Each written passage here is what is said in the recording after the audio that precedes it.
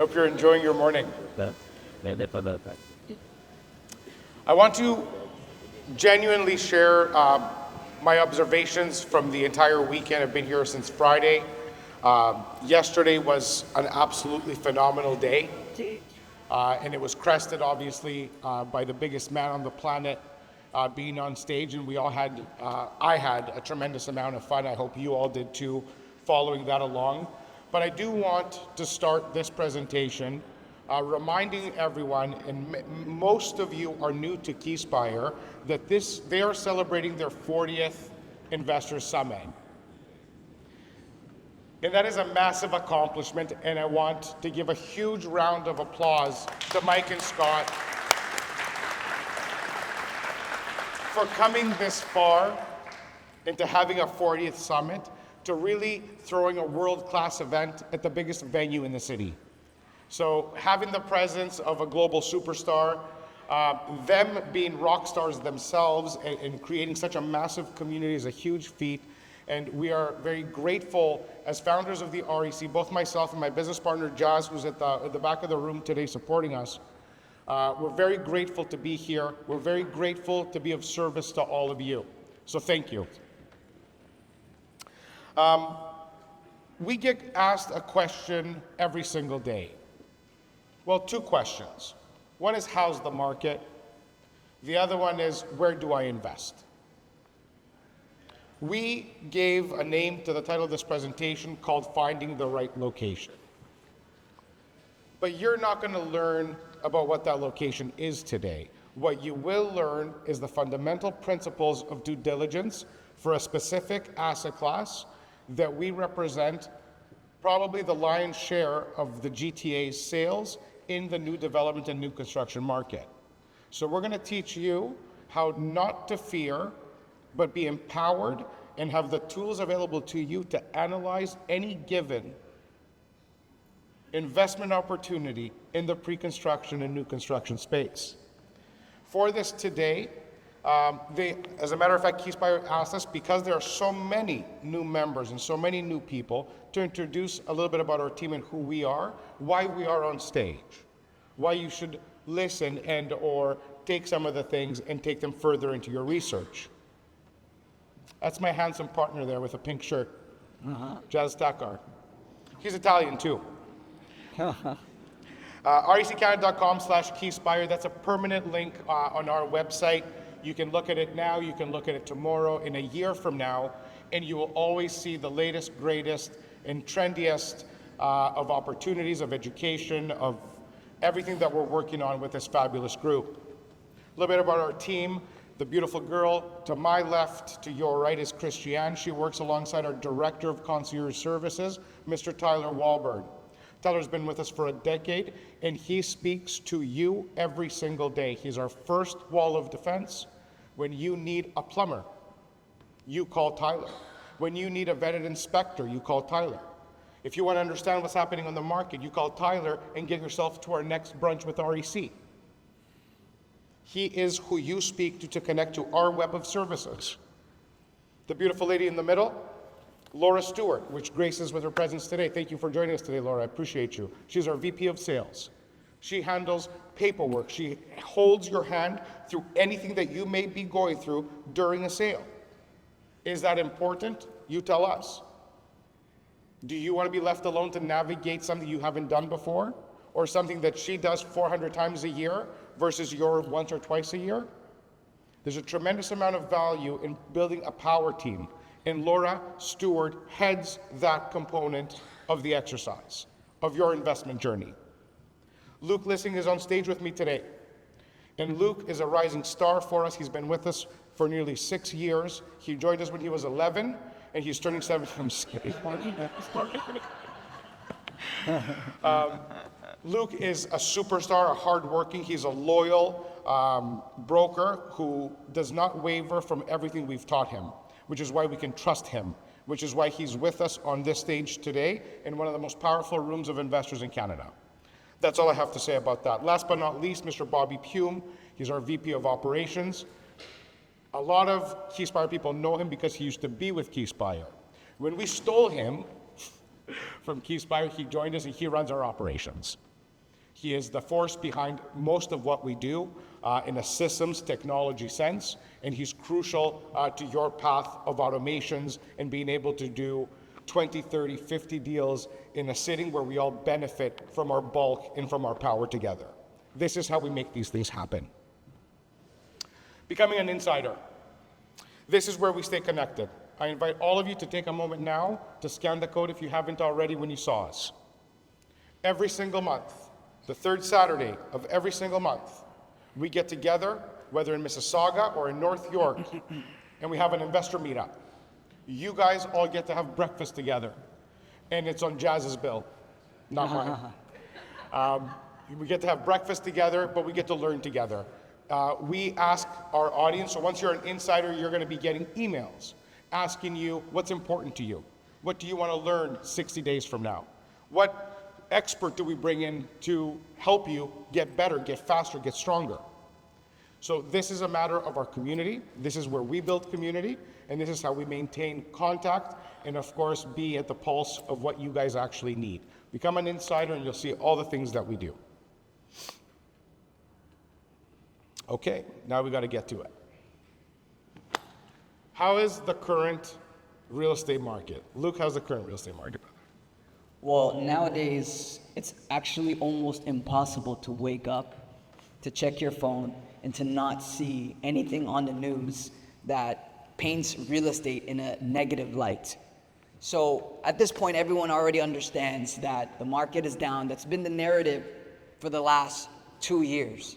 Now, we're finally getting to see the light at the end of the tunnel, because after 14 consecutive interest rate hikes, we finally have seen 3 interest rate drops. So now us as investors, we're starting to get back in that bullish sentiment.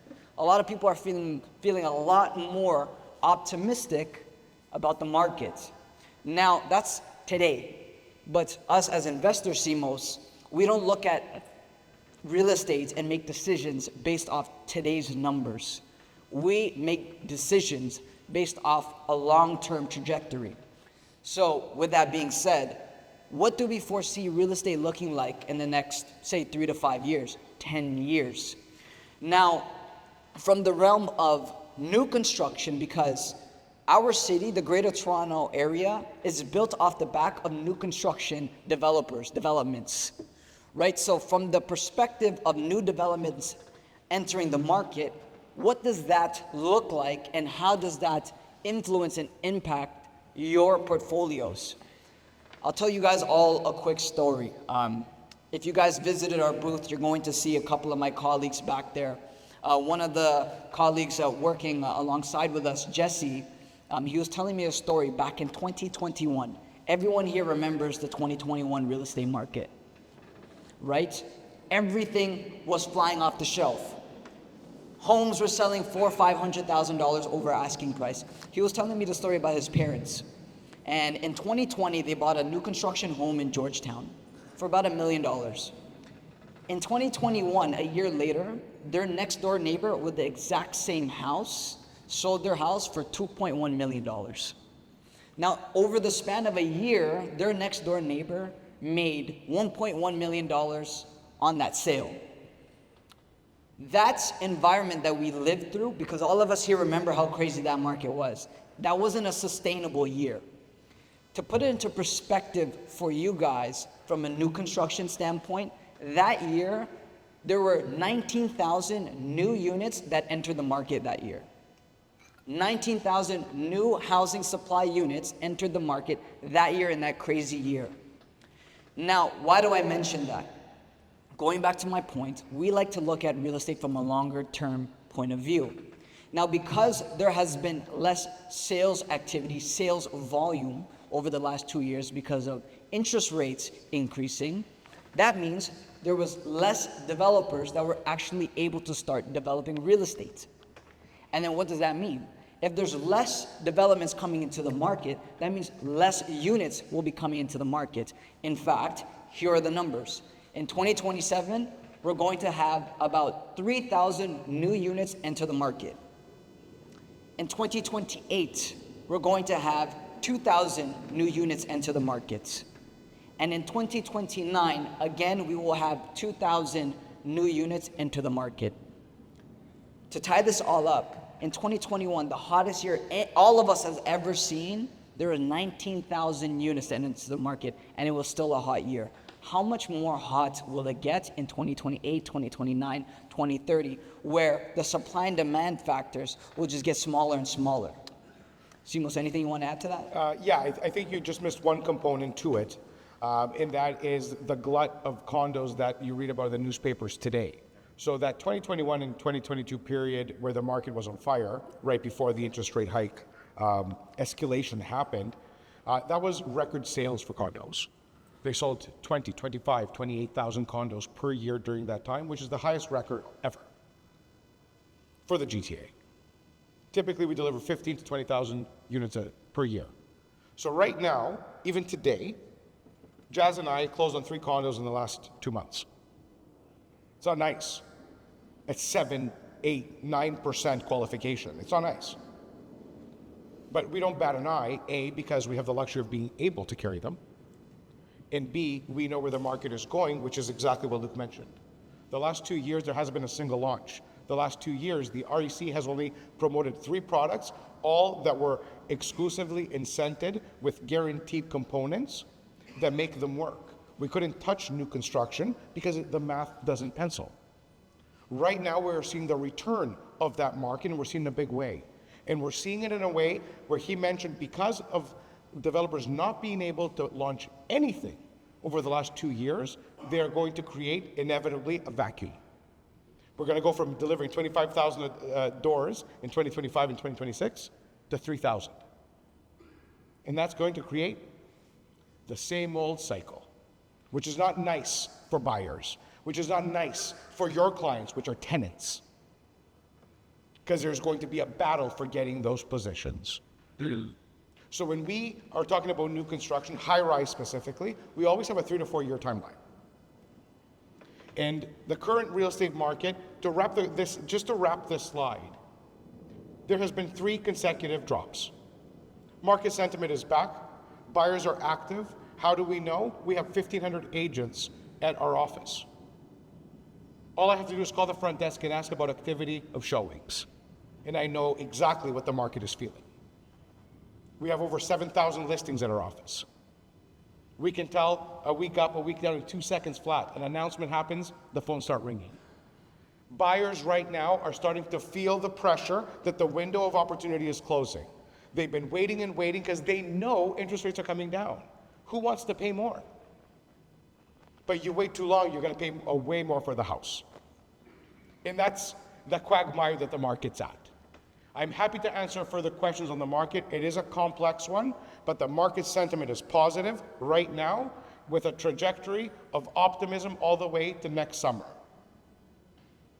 We believe there's going to be at least 2 to 3 rate cuts before the end of the year, and it's October 1st in a couple of days. So October, there will be a rate cut, and more than likely November as well. So that is where we're at with our projection, with our little crystal ball as to market sentiment. Now, let's get to due diligence. And this is where I want everybody to really understand where you are. Jazz and I have been selling real estate for 20 years at the highest level. We are very proud, we are very honored to be trusted by hundreds and thousands of clients. But there's a reason for it, because we will never shake loose the fundamentals that got us here in the first place. Ever. For nothing. To build a business where you serve 1,000 investors, 500 investors, 600 investors a year, depending on the year, you have to be doing something right. For Mike and Scott to ask us to come back, it's because our fundamental principles are unwavering. And it's exactly what I'm going to talk about now, because I personally manage our business development, while my business partner, Jazz, manages you and your experience. But I have to source product to bring in for you to be able to buy. I'm not a magic man that can get 50 to 100K off typical prices in the market. I do it because I tell them that I'm going to bring you 20 to 30 buyers next week. and I need to negotiate a special incentive or you will have none. They have to choose. But we also have to choose who we approach. Toronto is North America's highest and fastest developing residential market, with anywhere between 150 to 250 cranes in the sky at any given time. In a 2-year economic downfall that we've experienced, there are still over 130 cranes in the sky right now. October 2024. The most anywhere in North America. Those people call us. Simeon, would you like to check out our development? Simeon, let me give you a special offering. Who are you? Where are you? What is it you're offering? Because after I approve something, I go and see Mr. Takar. I go and see this young gentleman. Why? Because they are the pulse. They speak to you. What are the clients looking for right now? What are they scared of? Pre-construction, guys, is we're closing in 4 years. There's no mortgage right now. That's a good thing, but as it turned out 3 years ago, it's a bad thing. You didn't lock in 3 years ago. You have to get a mortgage now at 7%. So due diligence, risk profile are all things that you have to manage for yourself, and we have to advise you on up front. This is probably one of the most lucrative asset classes in investing in real estate. But you need to understand it, and you need to structure your deal where you eliminate the unknowns. And that's what this young man's going to talk about, how we do just that. Today, I'm excited that I finally found an opportunity that I can actually present. So you'll be able to go home and analyze something today. After you're done here, all of you are going to have the opportunity to download the assets and put us to the test. You'll have a pro forma to test. Prove to you if it works and if it's right for your portfolio. Let's get to it. Mr. Luke Lising, stand up. I want you to tell these fine people about the 3 fundamental, high-level reasons why and how we look at things. Thank you, Simos, for that. Yeah. I don't know if anyone here has ever seen Simos speak, but it's actually a blessing that I actually get a chance to say something, because he likes the sound of his own voice. A little bit too much. A little bit too much. All kidding aside, there are, to Simeon's point, there are approximately 150 cranes in the sky right now here in the Greater Toronto area. And obviously, there will be some projects that perform better than others. Over the last 2 decades, our organization has been doing this. We have crafted a formula, a due diligence checklist that we look for to identify which projects will outperform the others. And I'm going to be going over those 3 key components today. The first one you see up on the screen is location. Everyone knows the old saying, location, location, location. This is as equally as true for pre-construction. The reason being is because the moment we invest our capital into a new project, our capital will be tied to that investment for the duration of the investment time period. On average, it's about 3 to 4 years long. So we need to ensure that we're investing in a location as if it's our own home. All of us here sitting in this room bought our primary residences based on conveniences, amenities, transit, access to your own jobs, hospitals, employment hub. These are the things that we look out for. And the simple reason is that if we are in, say, close proximity to transit, we have a larger tenant pool of people that we can rent out to. Those are our clients. Those are our clients. Your client, once you get into an investment, is the tenant. You need to be where the tenant is. And you can't make that up.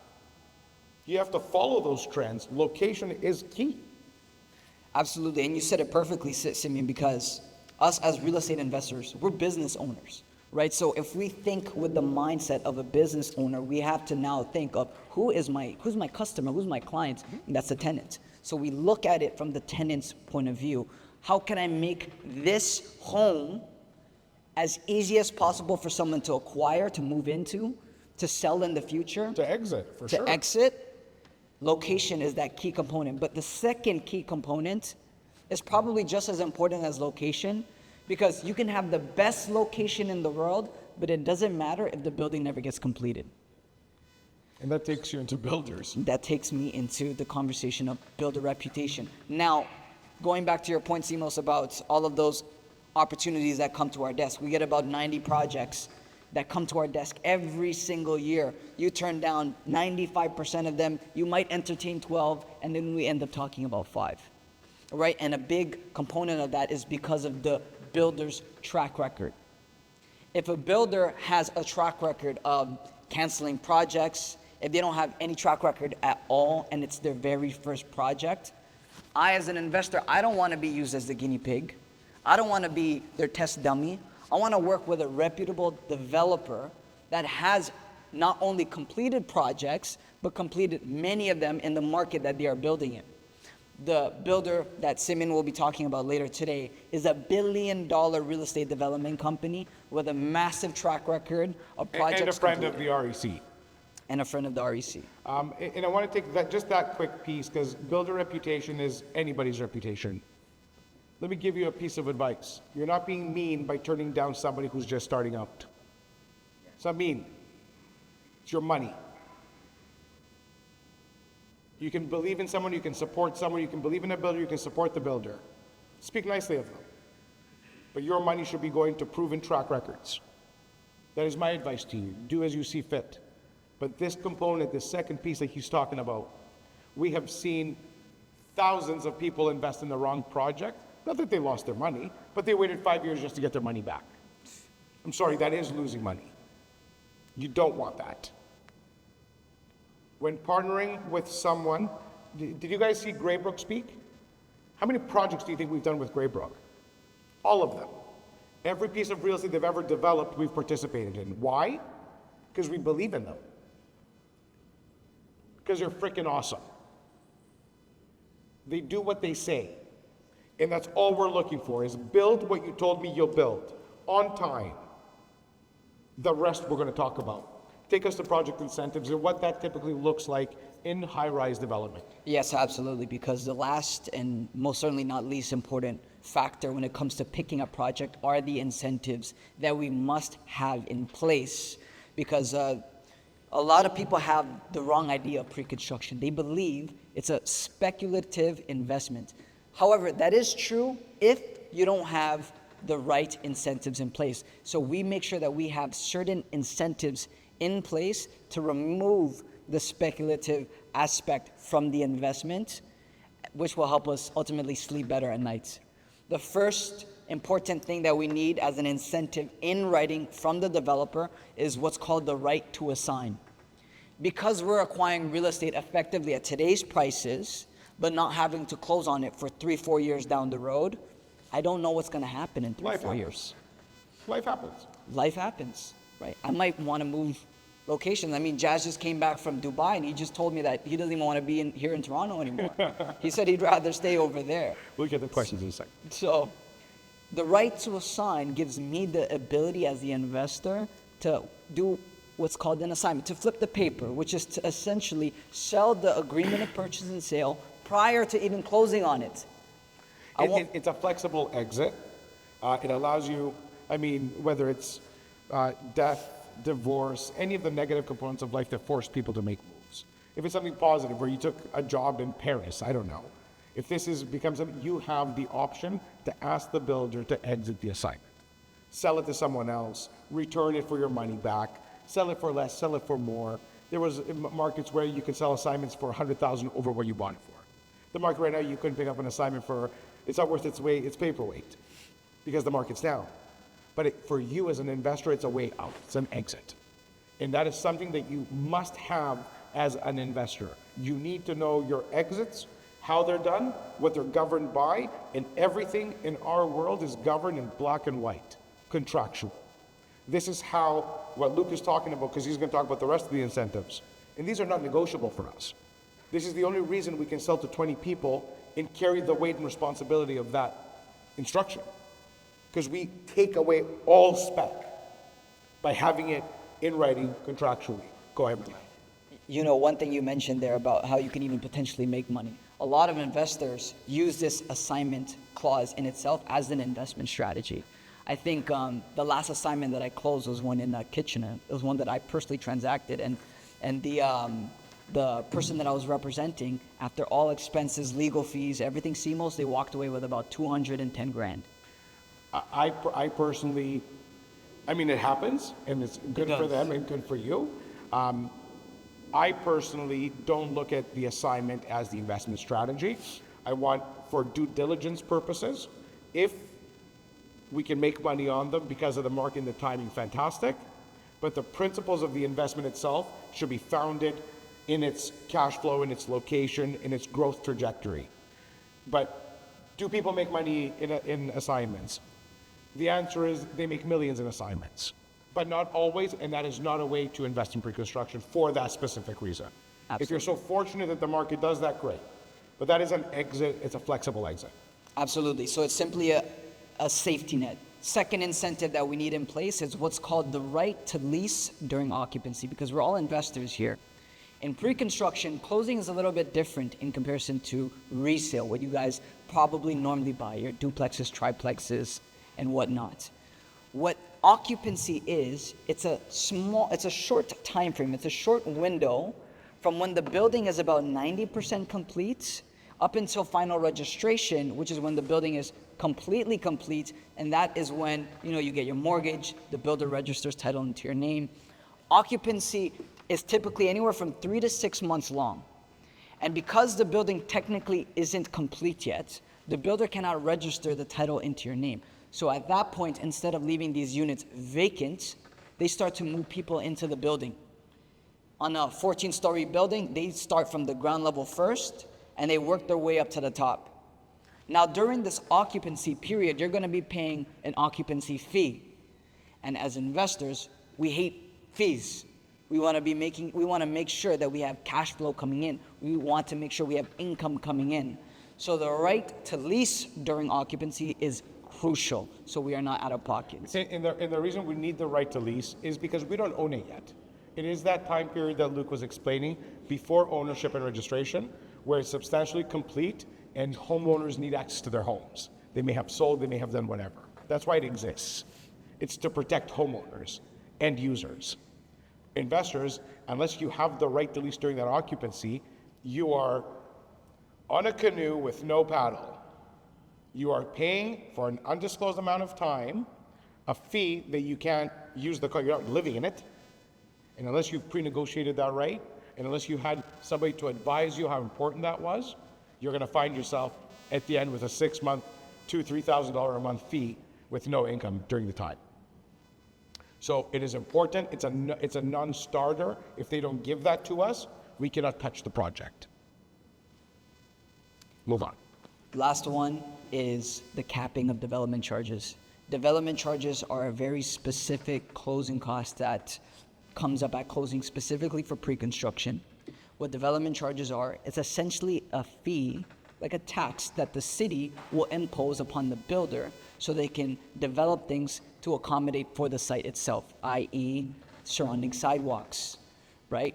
Nearby schools and playgrounds. Things of that nature the city will have to pay for in order to accommodate this new site from the developer, for the developer, right? And because this building will be closing in 3, 4, maybe even 5 years down the road, we don't want any surprises. So we have all of our development charges capped, so our closing costs are predictable. We know roughly how much we should be budgeting for closing costs. Those are the 3 main incentives that we look for. Anything else on top of that is gravy, it's just a bonus. And Simeon will touch on so that. development charges, just so everybody understands, in Ontario and across Canada have doubled, tripled, quadrupled, 10x in many markets. The GTA is being one of them. The GTA is always under stress for infrastructure. Development charges, how the city pays for it. So the reason affordability has reached such levels is because any given condo in the city of Toronto, the first $200,000, I'm not talking about big condos, any condo, on average, the first $200,000 goes to government, different levels of government. The first 200. So a $600,000 condo is 200 of that is going to municipal provincial, and federal bodies. If anybody wants a breakdown of how that works, reach out to us. Jazz and I are closing a condo as we speak at Westport, bought 4 years ago. Development charges $52,000. On my statement of adjustments, I'll share it with you across. Become REC insiders. You'll all get it and take a look at it. My cap was 10 or 15,000. Can't remember what it is. You see the charge, 52,000. Buyer's cap, 10,000. That 40,000 is on the builder, not me. If that was not there, do you think the builder would volunteer to pay it? Nope. They chase us for paper clips on legal charges. We're talking 40,000, and that could have accumulated 2 years ago on the next, et cetera, et cetera. This is why these things matter. When you're looking at deals, new construction, not new construction, you need to dig. What does closing look like? What happens? How long does it take? I'm going to take a look at a couple of case studies, and these are not made up ones. These are mine. These are deals that you can look at, my original agreement of purchase and sale and my exit purchase and sale. We enjoy a significant portfolio because we're in the business and we find amazing deals all the time. Deals like the one you will see today where I think it's amazing, but that's not important because you need to think it's amazing or right for your portfolio. But we're showing you how and why we think it works. So Transit City, this was, I believe we were in Niagara Falls probably about 10 summits ago, 15 summits ago. Who knows where Vaughan is? Who knows where Vaughan City Center is? Who remembers what that industrial dump used to look like 20 years ago? Who thinks it's a master of architecture today with a subway that swoops with golds and silvers, towers all over the place? Yeah. People thought, who would buy here? The reason you go to Vaughan is to have a white picket fence. Well, it turns out that every Italian, Portuguese, Greek, Jamaican who escaped the city, goes to Vaughan 20 years ago, doesn't want to leave their homes because they bought them for $300 and they're worth $2 million. They don't have mortgages, they don't have debt, they're not selling, so all their kids are doing what? Mom, can I have some money? Condos are too expensive. Okay? Where do you want to live, son? Well, you ain't leaving Vaughan. So they're buying condos. Who thinks that Vaughan City Center has become a major employment and transit node? Direct subway to Union Station, 28 minutes. Try driving from Vaughan City Center to Union Station, 2.5 hours. Story of my life. We bought these between $349 to $499. Who thinks that would have been a great day to buy real estate? Sure you do. At the time they were expensive. People are like, yeah, right, I'm paying that much.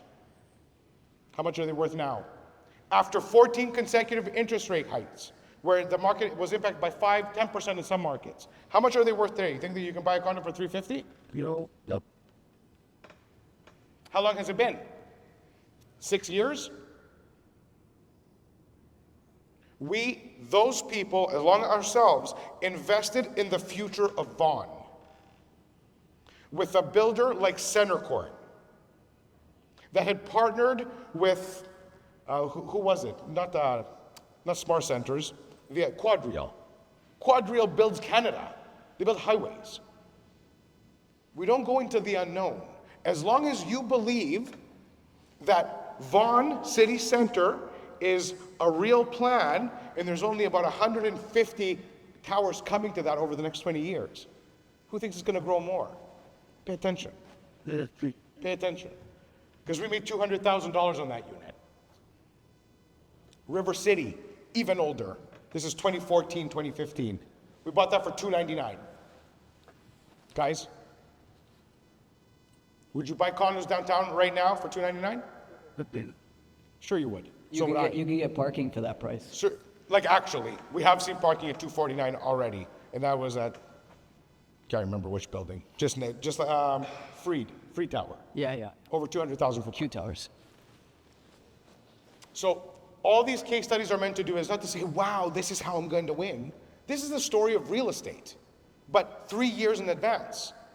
And the only reason that you have to pay attention is because you don't know what you don't know. But if you contractually obligate the developer to cap all the unknowns, not only can you win, you're assuring yourself a win.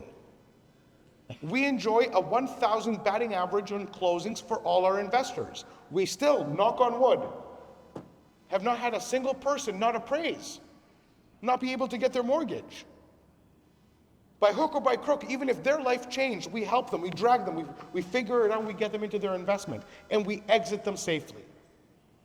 Luke, I want you to take the next 10 minutes to speak about Birchley Park. This is the first time in 2 years that I'm grabbing new product, that I was able to negotiate things for this room, for this community, as well as our REC insiders, to get into what we believe is a winning deal. As I said, as Luke goes through this speech, this discussion, it is on you to figure out if it's right for your portfolio. And it's on him and his team to help guide you if you have questions. So let's take a few moments, take them through Birchley Park on what it is, where it is, and how they win. Thank you, Simo. You're So welcome. this new opportunity that we have brought to the table for all of you guys here today matches all of the same criterias of the previous 2 projects that Simeon just had showed you guys. Transit City, River City, and those 2 projects that he just showed. Right? So with Birchley Park, we're looking at a master plan community here in the Upper Beaches area of Toronto/East York Scarborough. So we're in prime location, which checks off point number A. For this building in particular, we will be in direct proximity to 2 major transit lines. Number 1 is the GO station, the Danforth GO station, which is about a 14-minute walk away. About 20-minute walk if you're Simeon or Jazz. Wow. 6-minute walk to the Victoria Park station. How many? 6-minute walk. For me or for you? For me.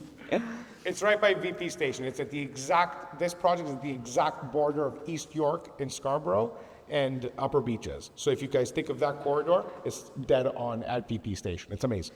Absolutely. Now, this building is no different from the other buildings that we have shown you guys, because 100% of projects that we've ever launched as an organization has always been in direct proximity to transit. As you guys can tell, we're very keen on being near major transit lines. This development will be built by, again, a billion-dollar organization called Diamond Kilmer. This project is already under construction. They've already broken ground. So the importance that I stressed earlier of working with a reputable developer is true here, because we now have confidence that this building will be completed because they've already broken ground. On top of that, we have all of our incentives in place, the ones that I mentioned to you, plus a couple of other key incentives. See if I can get those. I do have them. Go ahead. Right here. So the very first point that you see is that we have a rental guarantee in writing for 20 months. Meaning, even if our unit is vacant for 20 months, there will be a person paying for our rent, and it's the developer. So everybody can grab this. If you just actually scan the QR code while he's going over these, you'll be able to download the entire package, and of course, take it back and test it. Test it and test it some more. Just to the 20 months, because that's a crucial. So guys, that's my job. It is to create these weird little incentives. Who here believes that they know why it's 20 months? Why would a rental guarantee be 20 months, not 12 or 24? Go ahead. No. It is a nuance of our business. When you're closing on a new construction condominium or new construction anything, HST is applicable. You pay it on closing, and it's in the tune of $24K on average. If you sell that property in less than 12 months, you got to give that money back, because you are not a housing provider or an end user, you are a speculator. If you can provide the government with a 1-year lease, that means you're a housing provider, and you are appreciated, and you get your money back, just like an end user would. So I can't have you guys selling before 12 months, because I want you to get your money back. Or else you can say goodbye to 24,000. But why the additional 8? What if we were all wrong and the market's not what we thought it would be? We have a rental guarantee. Do we care? Yeah, but it's running out. So the extra 8 months is going to give us time to assess, to meet, and make a decision if we want to sell this unit and exit the market. If the markets and the guaranteed rent are the same as the market, we keep it.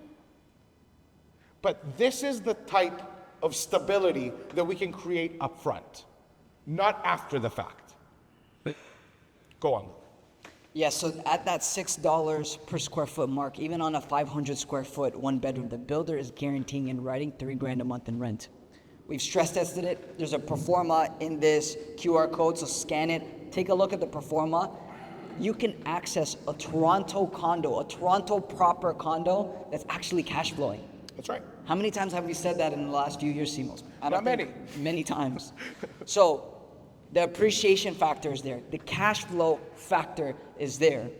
Point number 2, your special credit on closing. It's a nice way of saying cash back at closing, which is another thing that Simeon had negotiated for. The dollar amount here is $20,000, which will cover all, if not most, of your closing cost. So remember when I mentioned the development charges and the importance of having those capped so there are no surprises? If you look at the 4th point on this list, development charges are capped, but in addition to that, you will have money being returned back to you, making this a double win. 3rd point here on the list is the special down payment structure. Us as investors, we all know we have to put 20% down as an investor in order to acquire real estate. On a $600,000 investment, I'm looking at $120,000. The biggest win when it comes to investing in pre-construction is the fact that I don't need to put 20% up front. That helps both new investors and seasoned investors access and add units into their portfolio. I bought my first pre-construction at the age of 22. I know Simos made the joke saying I was like 12 years old or something, but I bought my first pre-construction at the age of 22. Now, I didn't do it necessarily because I loved the condo I bought. I did it out of necessity. How else can a young Canadian in today's economy afford to buy real estate without having to put up $120,000? That's very difficult for most people, let alone the younger generation. The solution to that is pre-construction, because with this project here, the only initial down payment required upfront is 5%, which on a $600,000 investment is $30,000. So I can acquire Toronto real estate with $30,000 today, and then $30,000 in 12 months, and that's it. I'm tying up real estate for 10% of the purchase price. I'm getting the benefits of being a real estate investor, but not having to close on it for 4 years, because my occupancy is in 2028. So all I need for this investment is 10%, which is approximately $60,000. Speak to how people can access and get the info. So to tie this all up, to wrap this all up, ladies and gentlemen, to get access to the entire package of everything that we just mentioned, the incentives list, the price list, the pro formas, if you want to learn a little bit more about the developer, you can access the portal here. Let me just pull this up really quickly, right here. And I'll tell you a couple of key things before we close this off. In there, you're going to see everything that we just talked about, all of the assets. The most important thing that you're going to see, though, is what's called a reservation form. It's the very first item in this portal that you will have access to. A reservation form is exactly what it sounds. It's just a reservation form. If you open it up, it's going to ask for your information and your top 3 preferred suites. If you prefer junior 1-beds, one plus dens, whatever the case may be. But on that form, there's nowhere to sign your signature. There's nowhere to send money. It's simply just a reservation. So if this asset class, if this investment strategy sounds appealing to you, here's your next steps. Open up that reservation form, put in your top 3 preferred units, whether it's a 1-bedroom, junior 1-bed, 2-bed, whatever the case may be. And after you hit submit, someone on my team will reach out to you to discuss even if this strategy is even right for you, because it's not right for everybody. So we'll have that conversation with you one-on-one.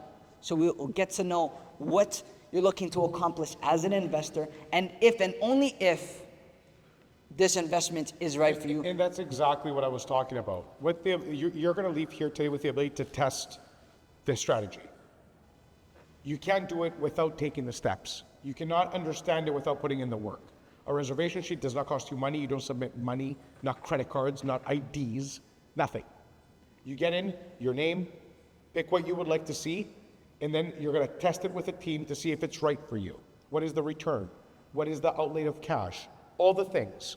This will give you, soup to nuts, an understanding of urban high-rise investing. It will give you all the tools you need to take it across other asset classes, along with the due diligence fundamentals. I generally hope you guys enjoyed this presentation. Take a moment to scan it. Thank you. God bless. Thank you, my friend.